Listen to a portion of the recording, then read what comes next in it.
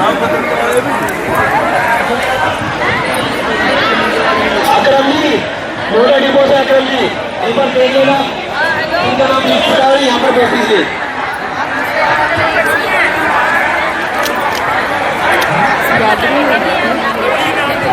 और जो पीछे सभी मीडिया के आसपास देखिए, नई दिल्ली के चालू है।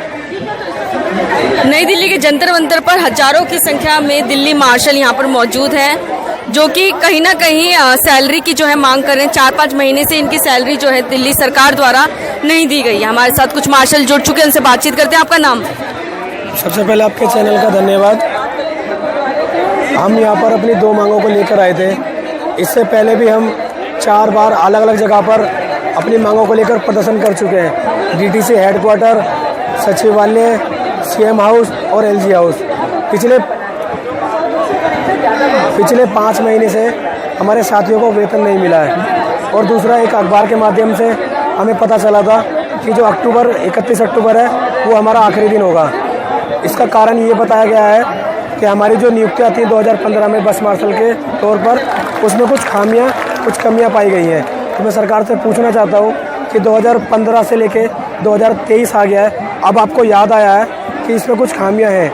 ये इसलिए गलत है क्योंकि जब हमारे साथी लगे थे तब इनकी उम्र 25-30 थी। अब ये 8 से 9 साल बाद में ये ओवर एज हो चुके हैं। अब इनको कोई भी कंपनी या कहीं भी ऑफिस में ये नहीं लग सकते क्योंकि इनके पास में कोई भी अनुभव नहीं है। अब मेरा सवाल सीधा सीधा सरकार से है, जब इसमें खामियां थी तो आपने इस चीज़ का गठन क्यों किया? सिर्फ महिला बस मार्शल या महिला सुरक्षा के नाम पर इनका वोट लेने के लिए, इनका राजनीति के लिए सिर्फ सीधा उपयोग किया गया है। आपको एक बात बताऊं मैं, हमारे जो साथी हैं 60 से 70% जो लोग हैं वो किराए पर रहते हैं। 5 महीने से जो वेतन इनका नहीं मिला है उससे ये अपने कमरे का किराया नहीं दे पा रहे, बच्चे ट्यूशन नहीं जा पा रहे, शिक्षा से वंचित हो रहे हैं। इनके घर में जो बुजुर्ग हैं उनकी दवाइयाँ नहीं आ पा रही है। और अभी जितने भी त्यौहार यहाँ पर गए हैं, अभी चाहे वो दशहरा है या रक्षाबंधन है, वो सभी बिल्कुल मातम के रूप में गए हैं। कोई भी खुश नहीं है, सभी लोग परेशान हो चुके हैं।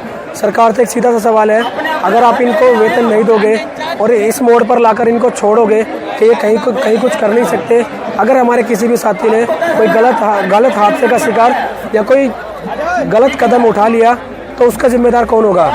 सरकार होगी, प्रशासन होगा या कौन होगा? इधर घूम जाओ। जिससे और भी दिक्कतें आती हैं, जैसे कि कोई घायल हो जाता है दुर्घटना में, और भी चीजें होती हैं। मेरे पास में उनके प्रूफ है, मैं आपको व्हाट्सएप कर दूँगा। बता देना जब चलूँगा। मुआवजा देती है सरकार, कुछ देती है आप लोग? जैसे किसी कोई घायल हो गया, किसी का अंग भंग हो गया, नहीं कुछ देती है सरकार? देखिए, पिछले 8 से 9 साल में हमारे जो साथी हैं वो ड्यूटी के दौरान घायल हुए हैं। किसी का हाथ टूटा है, किसी का सर फूटा है, कोई असामाजिक तत्वों से लड़ते हुए घायल हो गया है। मैं आपको एक घटना बताऊं, हमारे एक साथी है जहांगीरपुरी से, भरत नागपाल, जिनका एक जो पैर है वो पूरा कट चुका है। उसमें क्या हुआ कि जो साथी है उसके पैर पर बस का टायर चढ़ गया था। आज वो इस स्थिति में है कि वो घर पर अकेला कमाने वाला था और उसकी छोटी सिस्टर भी है, घर में बूढ़े माँ बाप भी हैं, उनको भी देखना है। लेकिन सरकार ने आज तक कोई भी उनकी सुध नहीं ली है। अगर उनका परिवार सरकार या उनके मंत्री के पास गया है तो सरकार ने उनकी कोई बात नहीं सुनी। मैं सरकार से कहना चाहता हूँ कि मरने के बाद तो 1 करोड़, लेकिन जो व्यक्ति ड्यूटी के दौरान अपना अंग गंवा चुका है, अब वो किसी काम का नहीं रहा है, तो सरकार उसकी तरफ भी ध्यान दे, उसे उचित मुआवजा दे ताकि उसके घर की जीविका चलती रहे। और वो नहीं, उसी तरह से और भी लोग हैं जो 6-6 महीने घर बैठे हैं। क्योंकि होता क्या है, हमारे यहाँ पर जिस दिन आते हैं उन्हें उस दिन का पे होता है। हमारे पास में कोई भी मेडिकल या पीएफ की सुविधा, ईएसआई की सुविधा नहीं है। हमें जो भी दवाइयाँ लेनी होती है अपने दुख दर्द की या बीमारी की, वो हमें अपनी जेब से ही, अपनी पॉकेट से ही लेनी होती है। सरकार ने हमारे लिए इस तरह की कोई सुविधा नहीं दी है जिसमें कोई मेडिकल की सुविधा हो। हमारी कोई गलती नहीं है। अच्छा, ये बताइए, आप लोग जो है कितनी संख्या में लोग होंगे? हम 16,000 मार्शल है मैडम, डीटीसी बस मार्शल में दिल्ली में। हाँ जी। और सभी की रोक दी गई है? सभी की रोक दी गई है मैडम, 6 महीने से सबकी रोक दी गई है। और हम कैसे कितनी परेशानियों से नौकरी कर रहे हैं मैडम।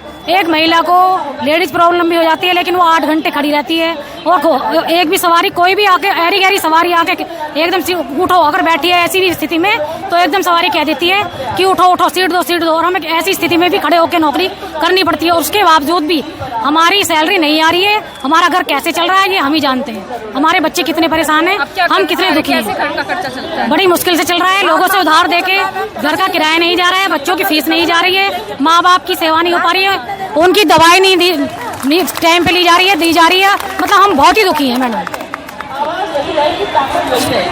क्योंकि इतने सारे लोग खड़े होकर इस तरीके से कैसे काम करेंगे। वीरेंद्र सचदेवा जी ने, आप लोग यहाँ दिल्ली में जो है डीटीसी बस में मार्शल हैं। Yes ma'am. तो क्या दिक्कत हुई है जी, आप लोग इतनी संख्या में नई दिल्ली के जंतर मंतर आना पड़ा? मैम 5 महीने हो गए, हमारी सैलरी नहीं आ रही है। 5 महीने से हमारे बच्चे भी बीमार हैं, हम इलाज नहीं कर पा रहे हैं।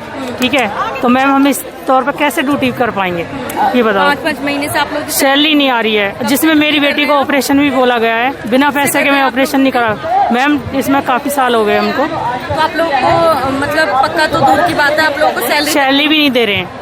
तो दिल्ली सरकार तो कहती है हम देते हैं। मैम 5 महीने से कोई सैलरी नहीं आ रही हमारी। क्या लगता है कि आगे से नहीं आ पा रहा है उन लोगों के पास या? मैम हमको ऐसी कोई जानकारी नहीं है। नहीं, ये कितने आप लोग कितने लोग? हम 4 साल हो गए हैं लगे हुए। 29 अक्टूबर से लगे थे 2019 से। हमें रेगुलर सैलरी आ रही थी मैडम, ठीक है, दिल्ली सरकार दे रही थी, ठीक है।